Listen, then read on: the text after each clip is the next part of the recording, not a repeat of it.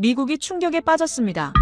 이 정도의 충격이라면 단순한 우주 경쟁으로 설명이 되지 않습니다. 보고서를 처음 봤을 때 저 역시 눈을 의심했습니다. 한국이 만든 기술 하나가 미국이 수십 년 동안 지켜온 우주 전략의 핵심을 흔들어 놓고 있었기 때문입니다. 그동안 우리는 한국을 따라올 수 없는 나라라고 생각했습니다. 하지만 한국이 조용히 준비해온 결과를 본 순간 미국이 뒤처질 수도 있다고 판단했기 때문입니다. 왜 미국이 이렇게까지 불안해하는지 지금부터 그 이유를 낱낱이 말씀드리겠습니다. 저는 30년 넘게 미국의 우주 전략을 분석해온 사람이에요. 미 우주작전사령부에서 대령으로 복무하면서 전 세계 모든 우주 발사체를 추적하고 평가하는 일을 해왔거든요.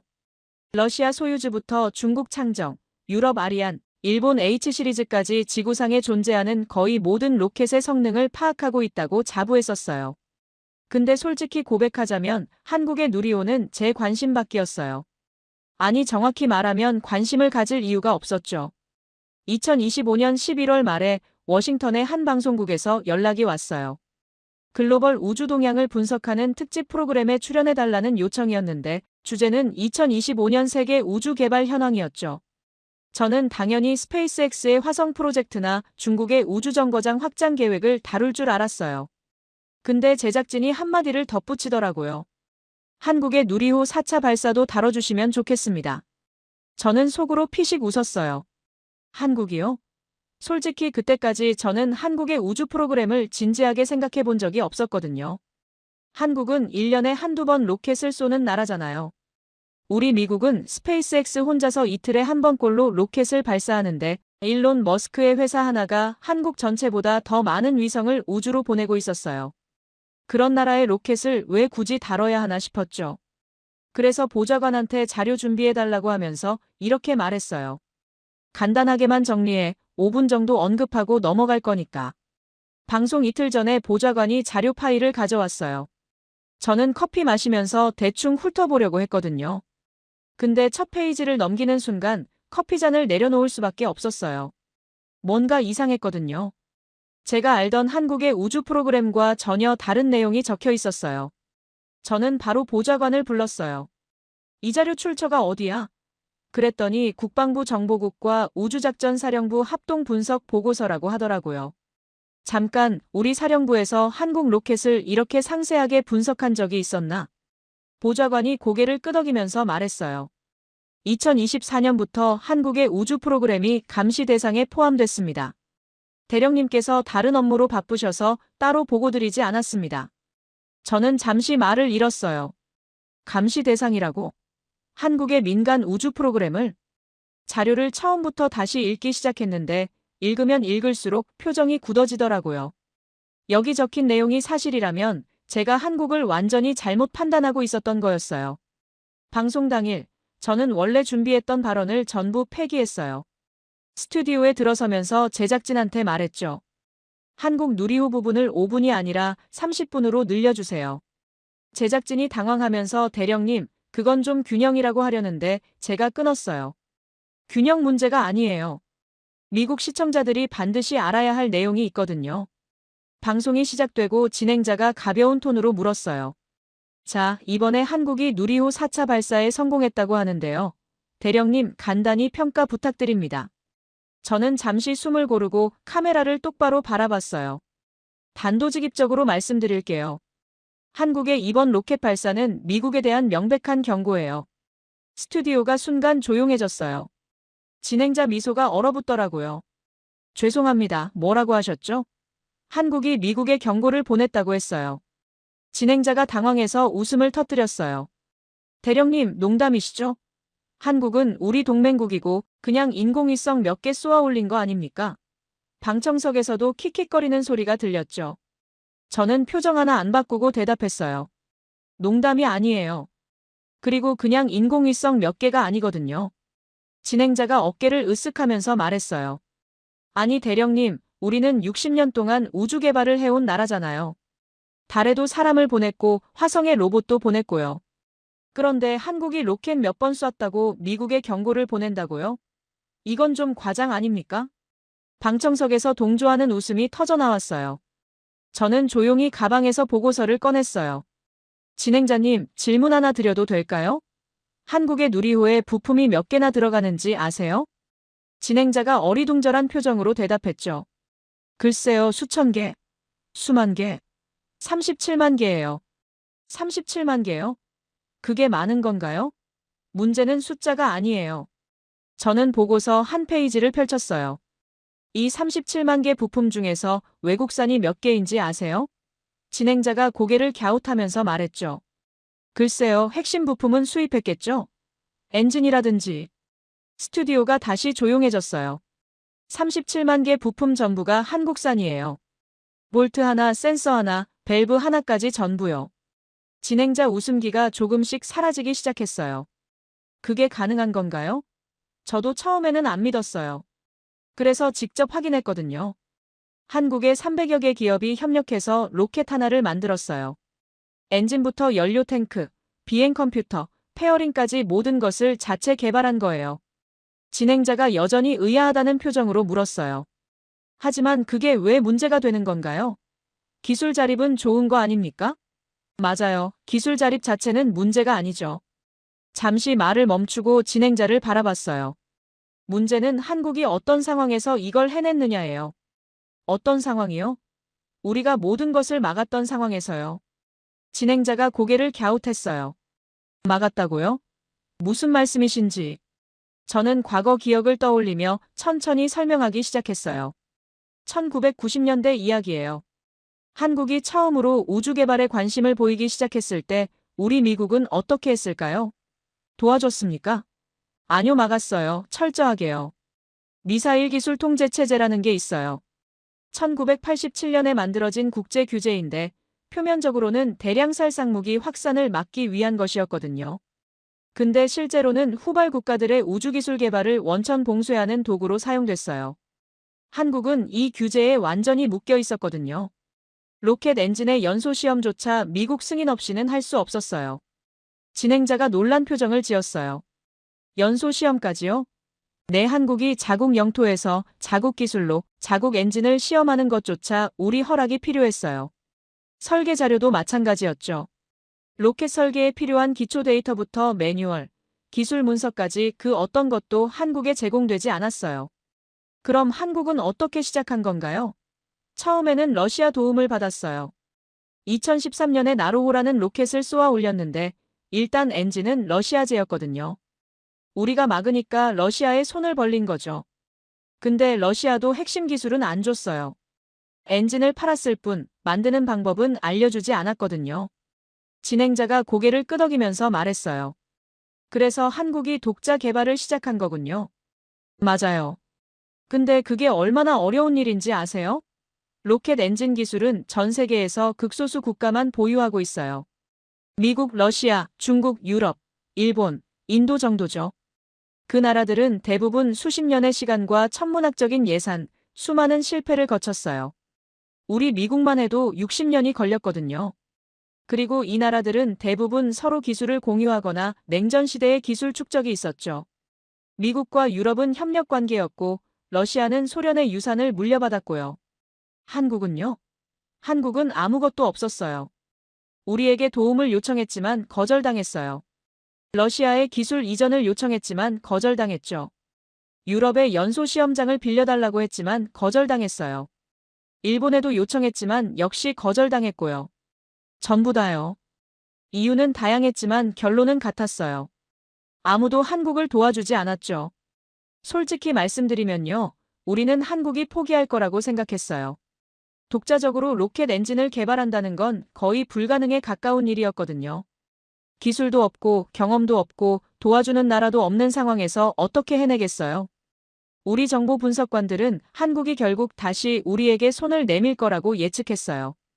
독자 개발을 시도하다가 몇 번 실패하면 포기하고 미국산 엔진을 사겠다고 할 거라고요. 근데 그렇게 되지 않았군요. 네, 한국은 포기하지 않았어요. 한국은 나로우주센터를 직접 건설했어요. 아무도 시험장을 빌려주지 않으니까 자기 땅에 직접 만든 거예요. 전남 고흥의 외나로도라는 작은 섬에 발사장을 건설했는데 주민들을 이주시키고 도로를 닦고 시설을 짓는 데만 수년이 걸렸죠. 그리고 엔진 개발은요? 그게 진짜 놀라운 부분이에요. 한국은 2010년부터 본격적인 엔진 개발을 시작했거든요. 75톤급 액체연료 엔진을 목표로 잡았어요. 우리 스페이스X의 멀린 엔진이 약 85톤이니까 거의 비슷한 급이죠. 근데 더 놀라운 건 개발 기간이에요. 한국은 본격적인 개발 시작부터 첫 발사 성공까지 약 12년이 걸렸어요. 12년이면 빠른 건가요? 믿기 어려울 정도로 빠른 거예요. 우리 미국이 세턴5 로켓을 개발하는데 약 10년이 걸렸거든요. 근데 그건 나치 독일의 B2 로켓 기술을 가져온 상태에서 시작한 거였어요. 폰 브라운 박사를 비롯한 독일 과학자들이 핵심 기술을 다 갖고 있었죠. 한국은요?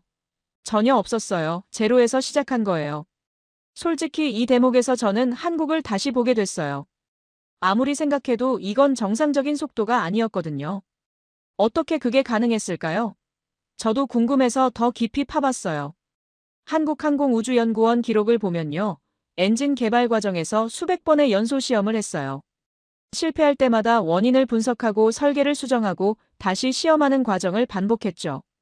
보통 로켓 엔진 개발에서 한 번 실패하면 원인 분석에 몇 달이 걸리거든요. 근데 한국 연구진은 그 시간을 극단적으로 단축했어요. 24시간 교대 근무 체제를 운영했거든요.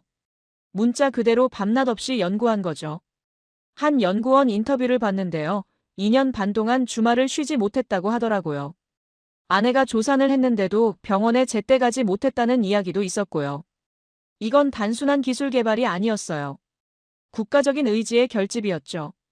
그리고 이번 4차 발사 결과를 보면서 저는 확신하게 됐어요. 한국이 우리 예상을 완전히 뛰어넘었다는 걸요. 이번 발사에서 누리호 비행 시간이 얼마였는지 아세요? 원래 예정된 비행 시간은 1284초였어요. 약 21분 24초죠. 실제로는요? 914초였어요. 15분 14초요. 370초나 단축됐네요. 그게 좋은 건가요? 나쁜 건가요? 처음에는 저도 뭔가 잘못된 줄 알았어요. 비행 시간이 예정보다 6분이나 짧다고요? 보통은 문제가 생겼다는 신호거든요. 엔진이 조기 종료됐거나 궤도 진입에 실패했거나요. 근데 데이터를 확인하는 순간 소름이 돋았어요. 엔진이 예상보다 강했던 거예요. 1단, 2단, 3단 엔진 전부가 설계 추정치보다 높은 성능을 보여줬거든요. 3개 단의 엔진이 동시에 설계보다 좋은 성능을 낸다고요? 이건 우연이 아니에요. 의도적으로 성능을 보수적으로 발표했거나 아니면 정말로 예상 이상의 기술력을 갖고 있는 거죠. 어느 쪽이든 우리에게는 불편한 진실이에요. 더 중요한 건 궤도 진입 정밀도예요. 목표 고도가 600km였거든요. 국제 기준으로는 오차 범위 플러스 마이너스 35km 이내면 성공으로 판정해요. 실제 결과는요. 601.3km였어요. 1.3km 차이. 퍼센트로 따지면 0.2%예요. 이게 얼마나 정확한 건지 비율을 들어드릴게요. 워싱턴에서 로스앤젤레스까지 미사일을 쏜다고 가정해보세요. 직선거리로 약 3,700km예요. 0.2% 오차면 목표 지점에서 약 7.4km 벗어나는 거예요. 로켓 발사에서는 믿기 어려울 정도로 정확한 수치죠. 근데 진짜 문제는 따로 있어요. 이 정밀도가 왜 필요했느냐는 거죠. 통신 위성이나 기상 관측 위성을 쏘아 올리는 데는 이런 정밀도가 필요 없거든요. 35km 오차 범위 안에만 들어가면 충분해요. 한국이 왜 이런 극한의 정밀도를 추구했는지, 그게 우리가 주목해야 할 부분이에요. 그리고 이 질문에 대한 답을 찾으면서 저는 한국의 우주 프로그램을 완전히 다른 시각으로 보게 됐죠. 어떤 시각으로요? 저는 대답하지 않고 보고서를 한 장 넘겼어요. 그 이야기는 조금 뒤에 계속할게요. 지금은 한 가지만 말씀드리죠. 한국의 누리호는 우리가 생각했던 것과 전혀 다른 존재예요. 그리고 그 안에는 우리 미국도 갖지 못한 무언가가 들어있어요. 스튜디오가 완전히 조용해졌어요. 진행자 표정이 굳어져 있었고 방청석에서는 더 이상 웃음소리가 들리지 않았어요. 진행자가 잠시 침묵하다가 조심스럽게 입을 열었어요. 대령님, 방금 우리 미국도 갖지 못한 무언가라고 하셨는데 그게 정확히 뭘 말씀하시는 건가요? 저는 보고서를 천천히 넘기면서 대답했어요. 그걸 설명하려면 먼저 이번 발사에서 한국이 정확히 무엇을 우주로 올려보냈는지부터 말씀드려야 해요. 이번 누리호 4차 발사에서 총 13기의 위성이 분리됐어요. 주탑재 위성인 차세대 중형 위성 3호가 먼저 분리됐고 그 다음에 12기의 큐브 위성이 20초 간격으로 순차적으로 분리됐죠. 겉으로 보면 평범한 과학 연구용 위성들이에요. 오로라 관측, 우주 날씨 분석, 우주 쓰레기 청소 기술 실험 같은 거죠. 근데 말이에요. 군사 전략가의 시선으로 보면 완전히 다른 그림이 보여요. 다른 그림이요? 저는 보고서에서 특정 페이지를 찾아 펼쳤어요. 첫 번째로 주목할 건 서울대에서 만든 쌍둥이 큐브 위성이에요. 겉으로는 단순한 도킹 실험이라고 발표했거든요. 근데 이게 일반적인 우주정거장 도킹이 아니에요. 어떤 도킹인가요? 위성끼리 도킹이에요. 처음에는 하나의 위성으로 올라가서 우주에서 두 개로 쪼개진 다음 다시 서로를 찾아내서 스스로 붙는 기술이죠. 진행자가 고개를 갸웃하면서 말했어요. 그게 뭐가 그리 대단한 건가요? 우주정거장에 도킹하는 것도 일상적인 일 아닌가요? 진행자님, 우주정거장에 도킹하는 건 약속된 장소에 가는 거예요. 큰 목적지가 있고 문을 열어줄 사람이 있고 신호도 계속 보내주죠. 근데 위성은 완전히 달라요. 허허벌판 우주 공간에서 아주 작은 물체끼리 스스로 찾아내서 정확히 달라붙어야 해요. 망망대해에 떠있는 조각배 두 척이 서로를 찾아내는 것과 같죠. 그게 그렇게 어려운 일인가요? 센서만으로 상대방 위치를 1cm 오차도 없이 파악해야 해요. 조금만 속도가 틀려도 충돌해서 박살나거든요. 저는 목소리를 낮추면서 핵심을 찔렀어요. 이게 무슨 뜻일까요? 한국 위성은 마음만 먹으면 우주에 떠있는 그 어떤 위성도 추적해서 등에 올라탈 수 있다는 뜻이에요. 그게 적국의 첩보 위성이라 할지라도요. 진행자 표정이 굳어지기 시작했어요. 저는 계속 설명했죠. 평화 시에는 연료 보급을 도와주는 착한 로봇이에요. 근데 전쟁이 나면요. 적 위성 뒤로 몰래 접근해서 카메라 렌즈를 가리거나 안테나를 부러뜨리거나 태양 전지판을 망가뜨릴 수 있어요. 심지어 자폭해서 상대 위성을 완전히 무력화시키는 우주기뢰가 될 수도 있고요. 그것도 아무 흔적 없이요. 더 무서운 건 이게 한국의 한 대학교에서 만든 기술이라는 점이에요. 대학생들과 교수들이 연구실에서 개발한 위성이 잠재적으로 우주전쟁의 게임 체인저가 될 수 있다는 거죠. 진행자가 잠시 말을 잃었다가 물었어요. 다른 위성들은요? 두 번째는 더 교묘해요. 연세대에서 만든 코스믹이라는 위성인데 이름부터 평화로워 보이죠? 이건 우주 쓰레기 청소가 목적이라고 발표했어요. 임무가 끝난 낡은 위성이나 우주 파편들을 잡아서 안전하게 처리한다는 거죠. 그건 정말 좋은 일 아닌가요? 우주 환경을 깨끗하게 만드는 거잖아요. 저는 씁쓸하게 웃으면서 말했어요. 겉보기에는 그래요. 근데 여기서 핵심적인 문제가 하나 있어요. 쓰레기와 멀쩡한 위성을 구분하는 건 누구 마음이냐는 거예요. 전시에는 적국의 멀쩡한 위성도 쓰레기로 분류해서 잡아 끌어내릴 수 있거든요. 진행자가 깨달은 듯 말했어요. 그럼 반위성 무기가 되는 거네요. 정확해요. 기존의 반위성 미사일로 위성을 파괴하면 파편이 사방으로 튀어서 다른 위성들까지 위험해져요. 국제적으로 큰 비난을 받죠. 근데 이 방식은 깨끗하게 처리해버려요. 타깃 위성을 붙잡아서 대기권으로 떨어뜨려 태워버리면 흔적도 안 남아요. 나중에 변명할 때도 우주 청소 작업 중에 생긴 실수라고 둘러댈 수 있고요. 그럼 완전 범죄가 가능하다는 얘기네요. 거의 그렇죠. 증거 인멸까지 완벽하게 이루어지니까요. 저는 또 다른 페이지를 펼쳤어요. 세 번째가 가장 교묘하고 위험해요. 천문연구원에서 만든 위성인데 겉보기엔 완전히 평화롭고 학술적이에요. 오로라 관측, 태양활동 감시, 우주날씨 분석이라고 발표했거든요. 정말 아름답고 과학적인 연구 같죠? 네, 완전 순수 과학 목적 같은데요. 저는 고개를 저으면서 진실을 밝혔어요. 전혀 그렇지 않아요. 우주날씨 데이터는 사실상 대륙 간탄 도미사일이 날아갈 고속도로의 실시간 교통정보예요. 무슨 뜻인가요? 대륙 간탄 도미사일이 우주 공간을 날아가다가 다시 지구 대기권으로 재진입할 때 여러 변수들을 정확히 알아야 해요. 전리층의 밀도, 전하량, 태양 활동 상태, 자기장 변화 같은 것들이요. 만약 이런 정보가 부정확하면 미사일이 목표 지점에서 수십 킬로미터씩 벗어날 수 있어요. 심각한 경우 통신이 완전히 두절되거나 아예 다른 대륙에 떨어질 수도 있고요. 진행자가 이해한 듯 말했어요. 그럼 이 위성이 그런 정보를 실시간으로 제공한다는 건가요? 맞아요. 한국이 언젠가 지구 반대편에 있는 정확한 목표를 타격하려면 반드시 필요한 우주기상 정보를 24시간 수집하고 있는 거예요. 저는 마지막으로 전체적인 그림을 설명했어요. 그리고 13기 위성을 한 번에 쏘아 올린 것도 군사 전략적으로 큰 의미가 있어요. 거대한 정찰 위성 하나는 쉽게 요격할 수 있어요. 근데 작은 위성 13개를 동시에 처리하는 건 거의 불가능하거든요. 벌 한 마리는 쉽게 잡을 수 있지만 벌떼를 상대하는 건 전혀 다른 문제죠. 이 13개 위성들은 서로 통신하면서 하나의 거대한 합동 감시망을 만들 수 있어요. 진행자가 24시간 빈틈없는 정찰이 가능하다는 얘기네요 하고 말했어요. 그렇죠. 하나가 망가져도 나머지가 바로 커버할 수 있어요. 이번 발사는 군집 위성 감시 체계의 완벽한 실전 테스트였다고 봐야 해요. 저는 두 손을 깍지 끼고 진행자를 바라보며 중요한 결론을 내렸어요. 진행자님, 한국은 13기의 평화로운 과학 위성을 올린 게 아니에요.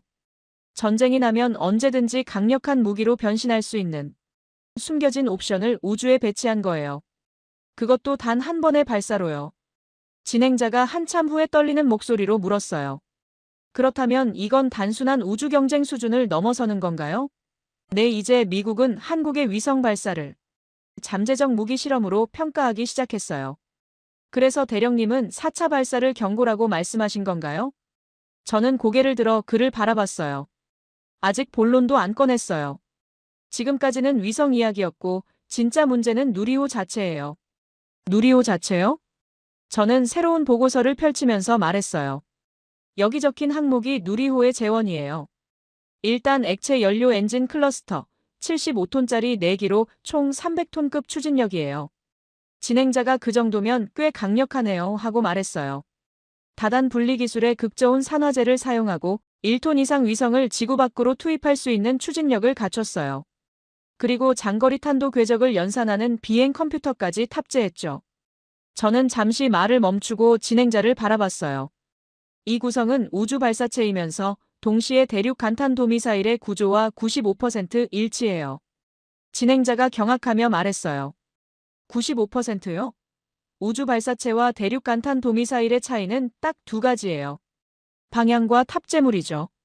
위성 대신 핵탄두를 넣고 궤도가 아닌 직선 탄도 비행을 하면 그건 미사일이에요.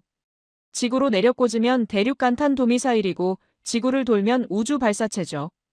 저는 더욱 충격적인 사실을 덧붙였어요. 누리호가 옆으로 돌지 않고 각도를 조금만 세워서 쐈다면 그건 더 이상 과학이 아니라 전쟁이에요. 진행자가 얼굴이 하얗게 되며 조심스럽게 물었어요. 그럼 누리호가 지금 당장 대륙 간탄도미사일이 될 수 있다는 겁니까? 기술적으로는 거의 가능하지만 한 가지 빠진 게 있어요. 이번 누리호에는 재진입 기술이 없거든요. 대륙 간탄도미사일이 되려면 대기권 밖으로 나갔다가 다시 들어오는 재진입체가 필요해요. 진행자가 그럼 아직은 안전하다는 얘기네요 하고 안도하는 듯 말했어요. 전혀 그렇지 않아요. 한국은 이미 그 기술을 완벽하게 갖고 있거든요. 어떤 기술을 말씀하시는 거예요? 바로 현무미사일에 적용된 재진입 기술이에요. 한국의 현무미사일은 이미 대기권 재진입을 성공적으로 수행하고 있어요. 즉 누리호에 그 기술만 얹으면 완전한 대륙 간탄도미사일이 완성되는 거죠. 진행자 표정이 완전히 굳었어요. 더 무서운 건 이번에 한국이 왜 재진입 실험을 하지 않았느냐예요. 그걸 공개적으로 테스트하는 순간 전 세계에 우리는 대륙 간탄도미사일을 만들 수 있다는 명확한 신호를 보내는 꼴이 되거든요. 그래서 안 한 거군요. 정확해요. 한국은 이미 모든 기술을 갖고 있지만 굳이 전 세계의 경계심을 자극할 필요가 없다고 판단한 거예요. 저는 보고서의 또 다른 부분을 가리켰어요. 누리호의 300톤급 추진력도 심상치 않아요. 이건 단순히 위성 발사용이 아니에요. 이 정도 추진력은 중거리 탄도 미사일 범위를 완전히 넘어서요. 조금만 조정하면 대륙간, 즉 1만 킬로미터까지 확장 가능한 수준이거든요. 진행자가 말을 잃은 채 물었어요. 대륙간이요? 그럼 미국까지도 닿는다는 얘기인가요? 네, 기술적으로는 충분히 가능해요. 저는 눈빛을 굳히며 가장 중요한 문제를 지적했어요. 근데 더 큰 문제는 따로 있어요. 바로 정밀도예요. 한국은 이번 발사에서 목표 궤도를 고작 1.3km 오차로 진입했어요. 이건 일반적인 위성 발사에서는 전혀 필요 없는 수준의 정확도거든요. 그게 왜 문제가 되나요? 핵탄두를 실은 대륙 간탄 도미사일이 지구 반대편 목표를 정확히 타격하려면 바로 이 정도 정밀도가 필요해요. 저는 잠시 보고서를 내려다보며 말했어요. 사실 이 모든 걸 보면서 한 가지 기억나는 게 있어요. 누리호를 개발한 한화에어로스페이스의 우주산업 슬로건이요. 슬로건이요? 우주를 향하는 기술이 아닌 지구를 향하는 기술을 연구합니다라고 되어 있거든요. 우주산업인데 지구를 향한다고요? 저는 고개를 끄덕이며 말했어요. 우주로 올라간 것이 다시 지구로 내려온다는 말 그 자체죠. 그것도 정확한 목표 지점으로요. 근데 대령님, 아까 한화에어로스페이스라고 하셨는데 그게 어떤 회사예요? 저는 시청자들을 위해 천천히 설명하기 시작했어요. 한화라는 기업의 계열사예요. 애초에 한화라는 기업 자체가 한국화약주식회사라는 이름으로 시작했거든요. 화약회사요? 네, 최초로 한국산 다이너마이트를 개발해서 팔던 화약 전문 회사였어요. 그 계열사인 한화에어로스페이스는 한마디로 한국판 록히드 마틴이에요. 세계 군수 시장에서 가장 공격적인 기업 중 하나죠. 저는 손가락을 하나씩 세며 나열했어요. K9 자주포 세계 판매 1위의 수출 시장 점유율이 60%예요. 천궁이 중거리 요격 체계도 만들고요. 레이저 무기 체계, 전투기 엔진, 미사일, 장갑차 플랫폼까지 다 만들어요. 진행자가 입을 살짝 벌리며 말했어요. 그런 회사가 우주 발사체를 만든다고요? 네, 말 그대로 대놓고 무기를 만드는 회사가 한국의 우주 발사체 주도권을 가져간 거예요. 진행자가 당황한 목소리로 물었어요. 그럼 이제 한국의 우주 프로그램이 군수업체 손에 들어갔다는 얘기인가요? 저는 고개를 끄덕이며 말했어요. 이번 4차 발사가 바로 그 전환점이었어요. 그동안 누리호는 한국항공우주연구원, 즉 국가연구기관이 주도해왔거든요. 근데 이번 4차 발사부터 주도권이 민간 기업으로 넘어갔어요. 그것도 아무 기업이 아니라 세계적인 군수업체로요. 한국판 스페이스X 같은 걸 만들고 싶다는 건가요? 그랬다면 좋았겠죠. 근데 전혀 달라요. 이건 마치 록히드 마틴이 나사를 완전히 흡수해서 장악한 것과 같아요. 군수업체가 우주 발사체를 직접 만들기 시작한 상황이거든요. 저는 천천히 말을 이어갔어요. 우리 미국에는 없던 방식이에요. 유럽에도 없고 러시아에도 없던 방식이죠. 전 세계 어디에도 없던 완전히 새로운 모델이에요. 근데 한국은 바로 그 방식으로 모든 금지와 제약을 뛰어넘었어요. 요약하면 단순해요. 13기의 위성보다 훨씬 중요한 건 누리호라는 발사체 자체가 언제든 대륙 간탄 도미사일로 변환 가능한 완성형 몸체라는 사실이에요. 진행자가 떨리는 목소리로 말했어요. 한국은 아직 무기를 만들지 않았어요. 근데 누리호는 설정만 바꾸면 전혀 다른 존재가 돼요. 뭐든 하나의 차이죠. 그래서 한국의 이번 발사를 경고라고 말씀하신 겁니까? 저는 조용히 고개를 들어 확신에 찬 눈빛으로 그를 바라봤어요. 네, 한국은 위성 발사가 아니라 발사체 그 자체로 메시지를 보냈어요. 우주 발사라는 명분을 쓴 아주 세련되고 교묘한 방식의 군사적 신호죠. 그럼 이제 미국은 한국을 어떻게 봐야 할까요? 우린 한국을 신경조차 안 써왔어요. 근데 이제부터는 한국의 모든 우주 발사를 잠재적 무기 실험으로 평가해야 해요. 과학 연구가 아니라 군사력 과시로 봐야 한다는 거죠. 스튜디오 전체가 긴장감에 휩싸였어요. 진행자는 한동안 말을 잇지 못했어요. 저는 잠시 진행자를 바라보다가 낮은 목소리로 입을 열었어요. 우리가 한국을 계속 과소평가했던 이유가 있어요. 한국이 원래 로켓을 만들면 안 되는 나라였기 때문이죠. 안 되는 나라요? 네, 90년대에는 연소 시험조차 미국 승인 없이는 불가능했고 2000년대에는 설계 자료도 손에 넣지 못했어요. 미사일 기술 통제 체제라는 국제 규제로 완전히 묶여 있었죠. 저는 구체적인 상황을 설명했어요. 한국은 러시아 엔진의 힘을 빌려 위성을 쏘아 올린 국가였어요. 연소 시험장도 없어서 빌려달라고 각국에 애원하던 국가였죠. 그럼 다른 나라들이 도와줬나요? 우리를 포함한 러시아, 유럽, 일본 모두 거절했어요. 보안상 문제가 있다면서요. 저는 한 장을 넘기며 계속했어요. 결국 한국은 혼자서 나로우주센터를 지을 수밖에 없었어요. 아무도 돕지 않는 상황에서요. 솔직히 말씀드리죠. 우린 한국을 우주 개발을 꿈꾸는 중형 국가 정도로 생각했어요. 언젠가는 포기하거나 우리에게 다시 도움을 요청할 거라고 봤죠. 근데 누리호 4차 발사는 그 생각을 완전히 뒤집었어요. 어떤 점에서요? 우리는 스페이스X나 블루 오리진 같은 초거대 우주 기업이 영원히 미국에만 존재할 거라 믿었어요. 그게 우주 산업의 유일한 미래라고 확신했죠. 스튜디오 전체가 집중하고 있었어요. 저는 눈빛이 진지해지며 말했어요. 근데 한국은 전혀 다른 해법을 택했어요. 새로운 우주 기업을 만든 게 아니라 이미 존재하던 무기 제조 회사에게 우주 기술을 맡긴 거예요. 그게 어떻게 다른 건가요? 완전히 달라요. 이건 마치 로키드 마틴이 나사를 완전히 흡수해서 장악한 것과 같아요. 군수업체가 우주 발사체를 직접 만들기 시작한 상황이거든요. 저는 천천히 말을 이어갔어요. 우리 미국에는 없던 방식이에요. 유럽에도 없고 러시아에도 없던 방식이죠. 전 세계 어디에도 없던 완전히 새로운 모델이에요. 근데 한국은 바로 그 방식으로 모든 금지와 제약을 뛰어넘었어요. 지금 한국은 누구의 기술도 빌리지 않고 누구의 승인도 바라보지 않는 나라가 됐어요. 저는 단호하게 말했어요.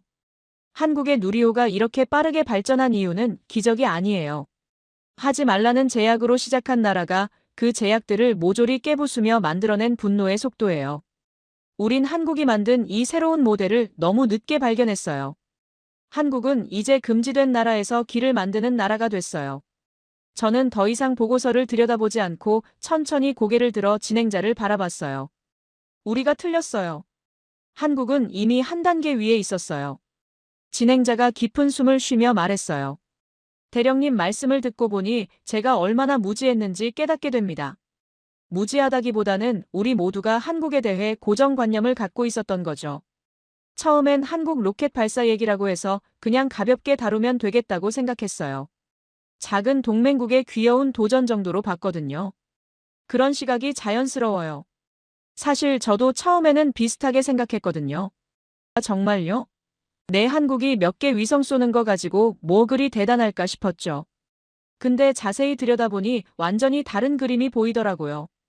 저는 잠시 말을 멈추고 스튜디오를 둘러봤어요. 근데 지금은 완전히 다르게 봐요. 한국이 어떤 단계에 올라섰는지 정확히 이해했거든요. 어떤 단계 말씀이신가요? 한국은 이제 남의 틀 안에 있지 않아요. 더 이상 누구의 허락을 구하지 않아도 되는 나라가 됐어요. 저는 구체적으로 설명했어요.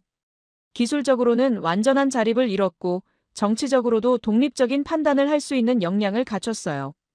이제 한국은 스스로 길을 정할 수 있는 나라가 된 거예요. 진행자가 감탄하며 말했어요. 그렇게 보니 정말 대단한 변화네요. 맞아요. 그리고 이 변화의 상징이 바로 누리호였어요. 저는 카메라를 바라보며 단호하게 말했어요. 누리호는 단순한 우주 발사가 아니었어요.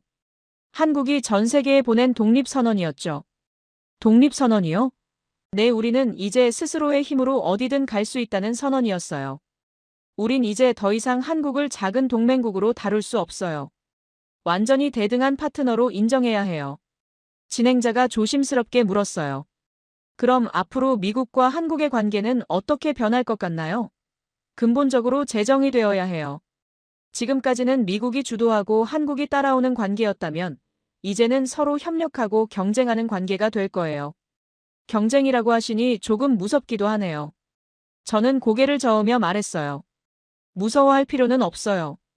오히려 좋은 기회가 될 수 있거든요. 어떤 기회 말씀이신가요? 한국이 보여준 새로운 접근법을 우리도 배울 수 있어요. 군수기업과 우주기술의 결합 같은 혁신적 모델 말이에요. 저는 생각에 잠겨 말을 이었어요. 사실 한국의 성공은 우리에게도 자극이 돼요. 우리도 더 창의적이고 효율적인 방법을 찾아야 한다는 압박을 받게 되거든요. 대령님, 아까부터 계속 신경 쓰이는 게 있어요. 처음에 우리가 갖지 못한 기술이 들어가 있다고 하셨잖아요. 그게 정확히 뭔가요? 저는 잠시 침묵하다가 천천히 입을 열었어요. 이 부분을 말씀드리기 전에 한 가지 분명히 해둘게요. 지금부터 하는 얘기는 제 개인적인 분석이에요. 미국 정부나 국방부의 공식 입장은 아니에요. 진행자가 고개를 끄덕이며 기다렸어요. 저는 보고서를 펼치며 말했어요. 이번 누리호 4차 발사에서 가장 주목할 만한 건 비행시간 단축이에요. 아까 말씀드렸듯이 예정보다 370초나 빨랐거든요. 근데 문제는 왜 빨랐느냐예요. 엔진 성능이 좋아서 그런 거 아니었나요? 맞아요. 1단, 2단, 3단 엔진 전부가 예상치를 초과했어요. 근데 여기서 중요한 게 있어요. 엔진 성능이 좋아지면 보통 어떤 문제가 생길까요? 진행자가 고개를 갸웃했어요.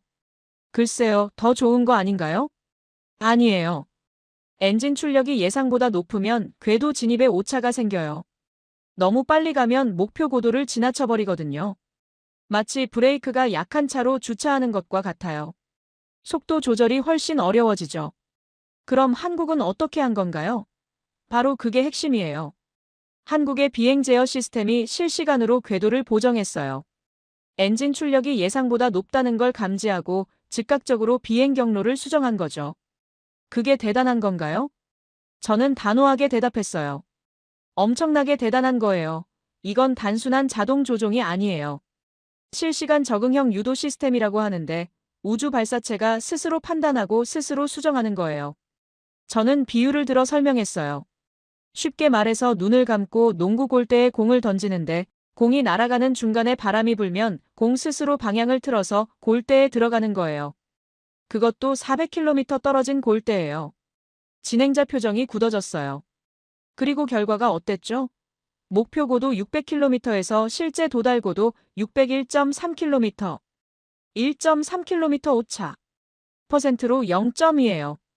엔진 출력이 예상을 초과하는 상황에서 이 정밀도를 유지했다는 건 비행 제어 시스템이 우리 예상보다 훨씬 뛰어나다는 뜻이에요. 솔직히 말씀드릴게요. 이 수준의 실시간 적응형 유도 시스템은 우리 미국도 완벽하게 구현하지 못했어요. 진행자가 충격받은 표정으로 물었어요. 미국도요? 네, 우리도 비슷한 시스템을 개발하고 있지만 한국이 보여준 수준의 정밀도는 아직 도달하지 못했어요. 특히 변수가 발생했을 때 실시간으로 보정하면서도 이 정도 정확도를 유지하는 건 정말 어려운 일이거든요. 저는 보고서의 다른 페이지를 펼쳤어요.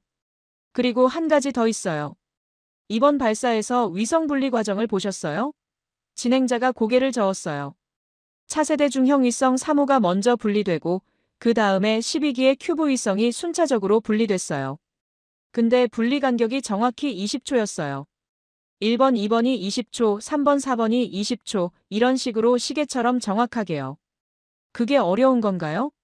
저는 고개를 끄덕이며 설명했어요. 우주에서 물체를 분리한다는 건 생각보다 복잡한 일이에요. 분리 충격으로 발사체 자세가 흐트러질 수 있고 분리된 위성끼리 충돌할 수도 있거든요.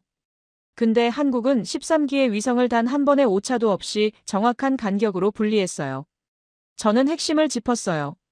이건 다중 탑재체 정밀 분리 기술이라고 하는데 군사적으로 아주 중요한 의미가 있어요. 왜냐하면 이 기술은 다탄두 미사일에 직접 적용될 수 있거든요. 하나의 미사일에 여러 개의 탄두를 싣고 각각 다른 목표를 향해 정확한 타이밍에 분리하는 거죠. 그럼 한국이 그런 기술을 갖고 있다는 건가요? 이번 발사로 증명했어요. 13개의 서로 다른 물체를 정확한 간격으로 분리하는 능력을요. 저는 결론을 내리듯 말했어요. 정리하면 이래요. 실시간 적응형 유도 시스템, 극한 정밀도의 궤도 진입 능력, 다중 탑재체 정밀 분리 기술. 이 세 가지가 이번 발사에서 한국이 보여준 핵심 기술이에요. 그리고 이 중 최소 두 가지는 우리 미국도 한국 수준에 도달하지 못했어요. 그래서 처음에 우리가 갖지 못한 기술이라고 하신 거군요. 네, 우리는 60년 동안 우주 개발을 해왔어요. 천문학적인 예산을 쏟아부었고 수천 번의 발사 경험이 있죠. 근데 12년 만에 시작한 한국이 우리보다 앞선 기술을 보여줬어요. 이게 얼마나 충격적인 일인지 아시겠어요? 그리고 이 시점에서 우리 내부에서 나온 이야기가 있어요. 어떤 이야기요? 저는 조심스럽게 말했어요. 이건 공식적인 발표가 아니에요. 근데 누리호 4차 발사 이후에 국방부 일부에서 이런 논의가 있었다고 해요. 한국의 비행 제어 시스템 기술을 확보할 방법이 없는지 검토해보자고요. 진행자가 놀란 표정으로 물었어요. 기술을 확보한다는 게 무슨 뜻이에요? 공동 연구를 제안하거나 기술 교류를 요청하거나 아니면 다른 방법으로든 한국의 기술에 접근하자는 거죠. 진행자가 잠시 말을 잃었다가 물었어요. 미국이 한국에 기술을 달라고 한다고요? 30년 전에는 상상도 못할 일이죠. 그때는 우리가 한국에 기술을 주지 않으려고 온갖 규제를 만들었으니까요. 근데 지금은 상황이 완전히 뒤집어졌어요. 저는 씁쓸하게 웃으며 말했어요. 아이러니하죠. 우리가 막았던 나라가 이제는 우리가 탐내는 기술을 가진 나라가 됐어요. 역사가 이렇게 뒤바뀔 줄은 정말 몰랐어요. 진행자가 조심스럽게 물었어요. 한국이 그 요청에 응할 것 같나요? 저는 고개를 저으며 대답했어요. 솔직히 모르겠어요. 근데 한 가지는 확실해요. 30년 전에 우리가 한국에 했던 것처럼 한국이 우리에게 한다면 우리는 아무 말도 못해요. 그건 우리가 먼저 만든 규칙이니까요. 스튜디오에 무거운 침묵이 흘렀어요. 저는 천천히 말을 이었어요. 결국 우리가 뿌린 씨앗을 거두고 있는 거예요. 한국을 막았던 그 장벽이 이제는 우리 앞에 서 있어요. 그것도 한국이 직접 쌓은 장벽이 아니라 우리가 먼저 만들어 놓은 규칙이 우리를 막고 있는 거죠.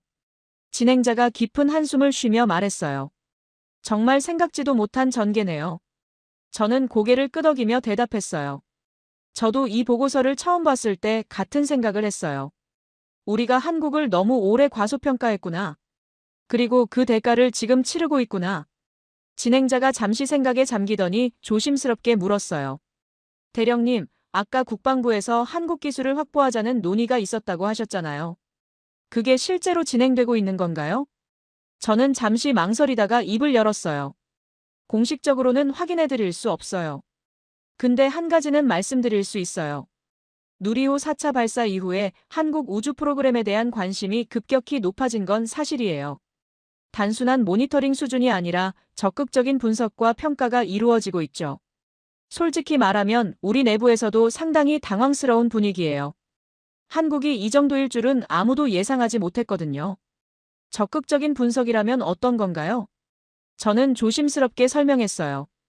예를 들어서 한국의 비행 제어 알고리즘이 어떤 방식으로 작동하는지, 어떤 센서를 사용하는지, 소프트웨어 아키텍처는 어떻게 구성되어 있는지 같은 것들이요. 기술의 세부 사항을 파악하려는 노력이 진행되고 있어요. 우리가 모르는 뭔가가 있다는 걸 인정할 수밖에 없는 상황이 된 거죠. 그건 거의 정보 수집 아닌가요? 저는 고개를 끄덕이며 대답했어요. 맞아요. 솔직히 말하면 그래요. 근데 이건 적대적인 의미가 아니에요. 우리가 뒤처졌다는 걸 인정하고 배우려는 거죠. 물론 한국 입장에서는 달갑지 않을 수 있겠지만요. 30년 전에 우리가 한국한테 했던 걸 생각하면 지금 이 상황이 얼마나 아이러니한지 모르겠어요. 저는 잠시 말을 멈추고 과거를 회상했어요. 아이러니한 게 뭔지 아세요? 30년 전에 한국이 우리한테 똑같은 걸 요청했어요. 우리 기술을 배우고 싶다고 도와달라고요. 근데 우리는 뭐라고 했죠? 안 된다고 했어요. 국가 안보상 불가능하다고, 기술 유출 위험이 있다고요. 한국 연구진들이 미국에 와서 머리 숙이고 부탁했던 장면이 떠올라요. 우리는 그때 얼마나 거만하게 굴었는지 몰라요. 그래서 한국이 독자 개발을 시작한 거군요. 네, 그리고 12년 만에 우리를 앞질렀어요. 이제는 우리가 한국 기술을 배우고 싶어하는 입장이 됐죠. 역사의 아이러니라고 해야 할까요? 우리가 닫았던 문 앞에 이제 우리가 서 있는 거예요. 저는 씁쓸하게 웃으며 말을 이었어요. 더 웃긴 건요. 우리가 한국에 기술 협력을 요청하면 한국이 뭐라고 할 것 같아요? 아마 우리가 30년 전에 했던 말을 그대로 돌려줄 수 있어요. 국가 안보상 불가능합니다. 기술 유출 위험이 있습니다. 그때 우리가 했던 말 그대로요. 얼마나 쪽팔리는 일이에요. 그럼 한국이 거절할 가능성이 높다는 건가요? 저는 고개를 갸웃하며 대답했어요. 단순히 거절하고 말고의 문제가 아니에요. 더 복잡한 상황이 됐어요. 이건 기술 문제를 넘어서 국가 간 힘의 균형 문제가 된 거거든요. 어떤 상황이요? 지금 한국은 선택권을 가진 나라가 됐어요. 예전에는 우리가 준다 안 준다를 결정했는데 이제는 한국이 준다 안 준다를 결정하는 위치에 올라선 거죠. 그리고 한국이 원하면 우리가 아닌 다른 나라와 협력할 수도 있어요. 이게 우리한테는 가장 무서운 시나리오예요. 다른 나라요? 유럽이요? 저는 고개를 끄덕이며 말했어요. 유럽도 있고 일본도 있고 심지어 우리의 경쟁자들도 있죠. 한국의 기술력이 증명된 이상 한국과 협력하고 싶어하는 나라는 많을 거예요. 지금 전 세계가 한국을 다른 눈으로 보기 시작했거든요. 누리호 4차 발사 이후로 한국에 러브콜을 보내는 나라가 한둘이 아니에요. 저는 목소리를 낮추며 핵심을 짚었어요. 우리가 가장 걱정하는 시나리오가 뭔지 아세요? 한국이 우리 요청을 거절하고 다른 나라와 손을 잡는 거예요. 특히 우리와 경쟁 관계에 있는 나라들과요. 그렇게 되면 우리는 기술도 못 얻고 경쟁자만 강해지는 최악의 상황이 되는 거죠. 생각만 해도 끔찍해요. 진행자가 심각한 표정으로 물었어요. 그런 가능성이 실제로 있나요? 가능성이 있냐고요? 이미 조짐이 보이고 있어요. 한국은 최근 몇 년간 우주 분야에서 국제 협력을 적극적으로 확대하고 있거든요. 그리고 그 협력 대상이 반드시 미국만은 아니에요. 한국은 이제 자기가 원하는 파트너를 직접 고를 수 있는 위치가 됐어요. 저는 보고서의 다른 페이지를 넘기며 말했어요. 한국우주항공청이 작년에 출범했잖아요. 그 이후로 한국은 우주 분야에서 독자적인 외교를 펼치기 시작했어요. 더 이상 미국의 가이드라인 안에서만 움직이지 않는다는 거죠. 예전에는 한국이 뭘 하려면 우리 눈치를 봤어요. 근데 이제는 그럴 필요가 없어진 거예요. 그럼 미국은 어떻게 해야 하나요? 저는 잠시 생각하다가 대답했어요. 두 가지 선택지가 있어요. 하나는 한국과 진정한 파트너십을 구축하는 거예요. 과거처럼 우리가 위에서 지시하는 관계가 아니라 동등한 협력 관계로요. 기술을 공유하고 공동 개발하고 서로 윈윈하는 구조를 만드는 거죠. 이건 우리 자존심을 좀 꺾어야 하는 일이에요. 다른 하나는요? 다른 하나는 지금처럼 계속 관망하면서 뒤처지는 거예요.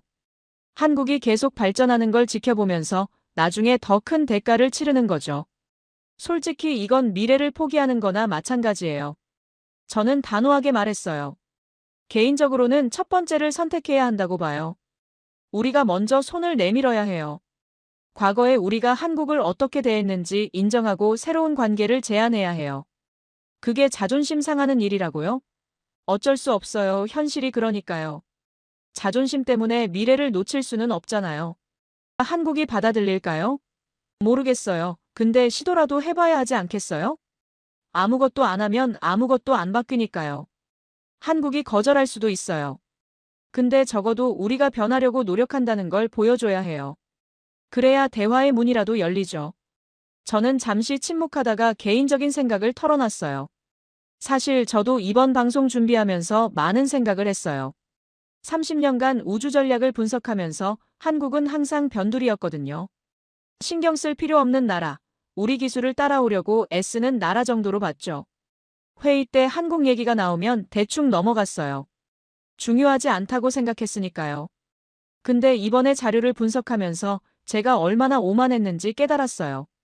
한국은 우리가 무시하는 동안 묵묵히 자기 길을 걸어왔더라고요. 그리고 어느 순간 우리 앞에 와 있었어요. 우리가 잠든 사이에 한국은 깨어 있었던 거예요. 그게 대령님한테는 어떤 의미인가요? 반성이요. 그리고 위기감이요. 우리가 최고라는 자만심에 빠져서 주변을 제대로 못 봤다는 반성. 그리고 지금이라도 정신 차리지 않으면 더 뒤처질 수 있다는 위기감. 솔직히 밤에 잠이 안 올 정도로 충격이었어요. 저는 카메라를 바라보며 말했어요. 미국 시청자분들한테 이 말씀을 드리고 싶어요. 한국을 과소평가하지 마세요. 그들은 우리가 생각하는 것보다 훨씬 강해요. 그리고 그 강함은 하루아침에 만들어진 게 아니에요. 수십 년간의 노력과 희생, 그리고 포기하지 않는 정신이 만들어낸 결과예요. 우리가 편하게 쉬는 동안 그들은 피땀 흘려 일했어요. 진행자가 깊은 숨을 쉬며 말했어요. 대령님, 방송 시작할 때와 지금 분위기가 완전히 달라졌네요. 처음에는 한국 로켓 이야기를 가볍게 다루려고 했는데 지금은 완전히 다른 이야기가 됐어요.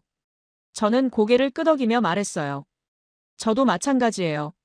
솔직히 오늘 방송 준비하면서 제 인식이 완전히 바뀌었거든요. 30년간 우주 전략을 분석하면서 이렇게 큰 충격을 받은 건 처음이에요. 이건 단순한 기술 분석이 아니었어요. 제 세계관이 바뀐 경험이었죠. 어떤 충격이었나요? 저는 잠시 생각하다가 천천히 말했어요. 어떻게 표현해야 할까요? 그러니까 우리가 당연하다고 생각했던 것들이 전혀 당연하지 않았다는 깨달음이랄까요? 미국이 영원히 1등일 거라는 믿음, 후발 국가는 절대 따라올 수 없다는 확신, 이런 것들이 한순간에 무너졌어요. 우리는 항상 미국이 우주기술의 최정상이라고 믿어왔잖아요. 60년의 역사, 천문학적인 예산, 수천 번의 발사 경험. 누구도 우리를 따라잡을 수 없다고 확신했어요. 근데 한국이 12년 만에 우리가 갖지 못한 기술을 보여줬어요. 이게 얼마나 충격적인 일인지 아시겠어요?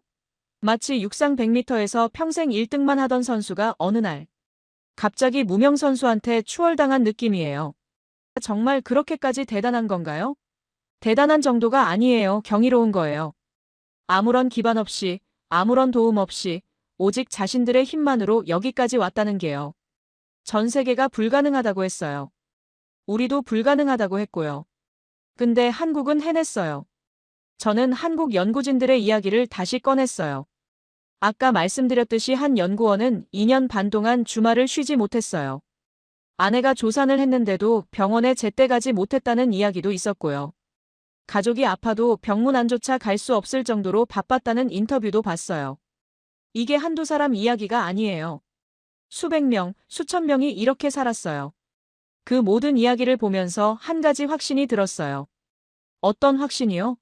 저들의 헌신과 희생은 분명 개인의 성취보다는 국가적인 성취를 위한 것이었다는 점이에요.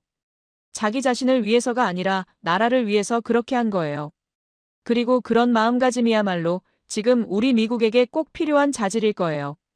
솔직히 우리한테는 그런 정신이 많이 사라졌거든요. 미국에게 필요한 자질이라고요? 저는 잠시 과거를 회상하며 말했어요. 우리도 저런 때가 있었어요. 지금은 밥 먹듯이 위성을 우주로 쏘아보내지만 전 국민이 하나의 로켓 발사에 숨을 죽이고 열광하던 시절이 있었죠. 온 나라가 하나의 목표를 향해 달려가던 시절이요. 아폴로 계획 때 말씀이신가요? 그렇죠. 1969년 아폴로 11호가 달에 착륙했을 때를 기억해보세요. 전 세계 6억 명이 텔레비전 앞에 모여 있었어요. 우리 미국인들도 거리에 나와 환호했죠. 그날 밤 뉴욕 타임스퀘어에 얼마나 많은 사람이 모였는지 아세요?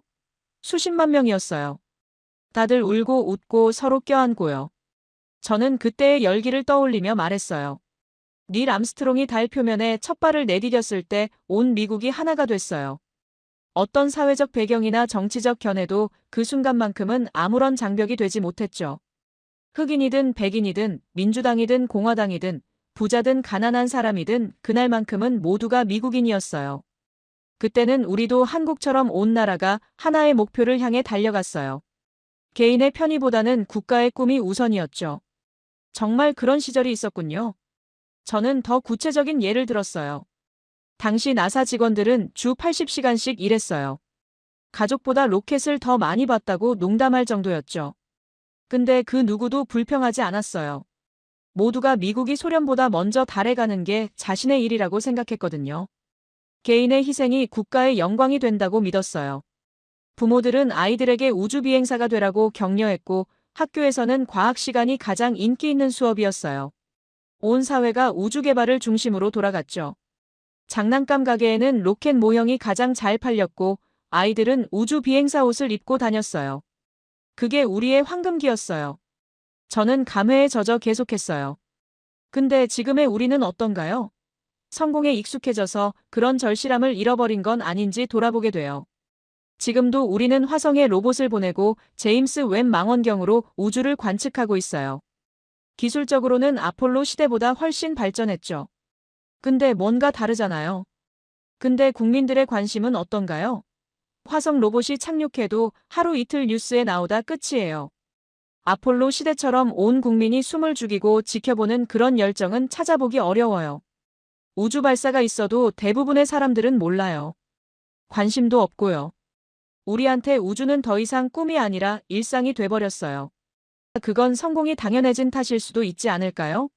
맞아요. 그래서 더 문제인 것 같아요. 우리는 성공을 당연하게 여기게 됐지만 한국은 여전히 매 발사마다 온 국민이 텔레비전 앞에 모여 있어요. 새벽 1시 발사인데도 수백만 명이 깨어서 지켜봤다더라고요.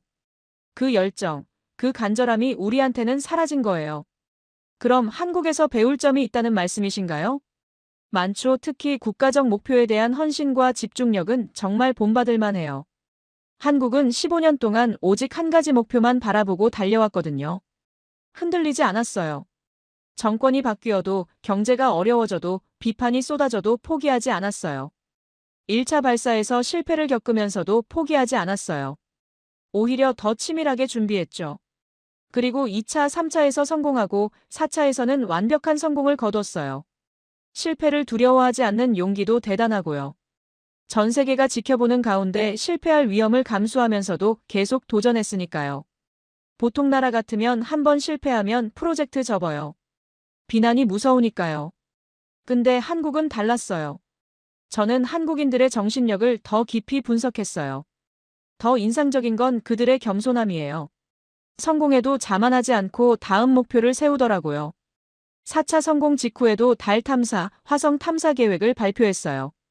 축하 파티할 시간에 다음 목표를 준비하고 있었던 거예요. 이게 진짜 무서운 거예요. 멈추지 않는다는 거잖아요. 그런 관점에서 보면 한국의 미래가 어떨 것 같으신가요? 저는 확신에 찬 목소리로 대답했어요. 한계가 없을 것 같아요. 한국은 항상 우리 예상을 뛰어넘는 나라였거든요. 특히 이런 집중력과 헌신이 뒷받침된다면 정말 어디까지 갈지 예측하기 어려워요. 솔직히 저도 무섭기도 해요.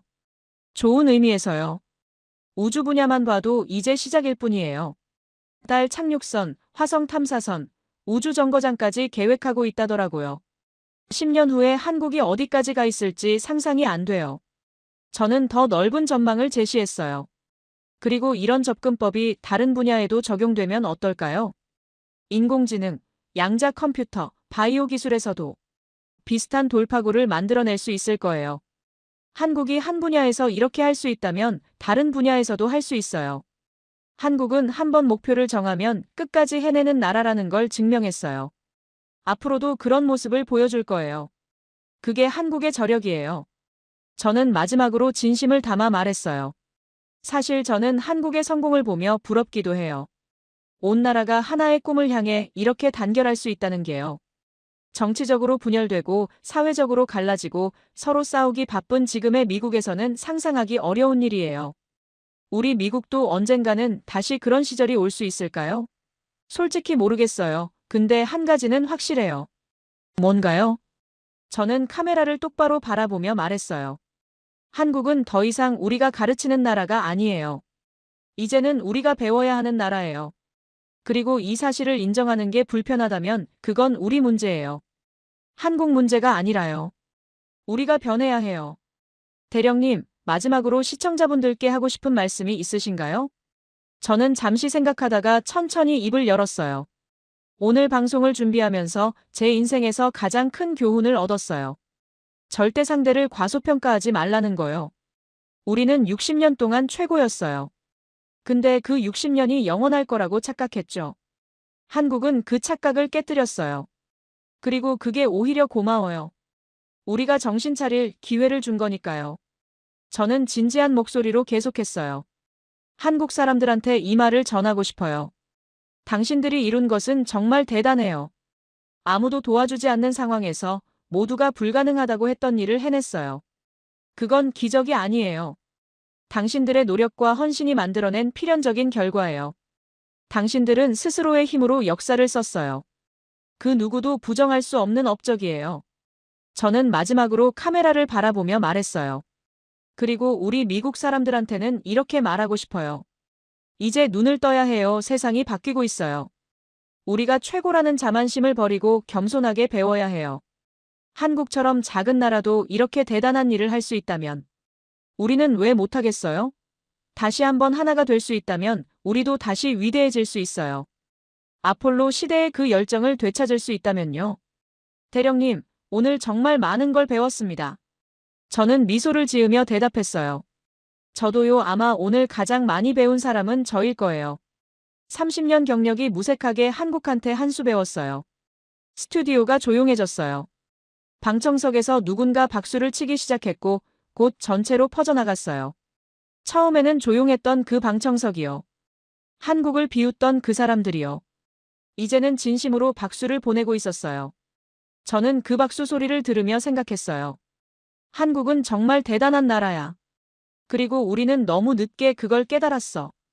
방송이 끝나고 스튜디오를 나서면서 저는 창밖의 밤하늘을 바라봤어요. 어딘가 저 우주에 한국이 쏘아 올린 13기의 위성이 지구를 돌고 있겠죠. 그들은 조용히 하지만 확실하게 한국의 존재를 전 세계에 알리고 있을 거예요. 600km 상공에서 우리를 내려다보면서요. 우리가 잠든 사이에 한국은 깨어 있었어요. 우리가 방심한 사이에 한국은 준비하고 있었어요. 그리고 우리가 무시한 사이에 한국은 우리를 앞질러 갔어요. 이건 한국의 승리예요. 그리고 우리의 각성이에요. 이제는 우리 차례예요. 배울 준비가 됐나요? 저는 됐어요. 오늘 이 방송을 보신 분들도 그러시길 바라요. 한국이 보여준 건 단순한 기술의 승리가 아니에요. 의지의 승리예요. 그리고 그 의지 앞에서 우리는 겸손해져야 해요. 여러분, 이 순간에도 한국은 조용히 세계를 바꾸고 있습니다. 자랑스럽다면 대한민국 화이팅이라고 댓글 남겨주세요. 여러분의 한마디가 우리 기술과 우리 미래에 큰 힘이 됩니다.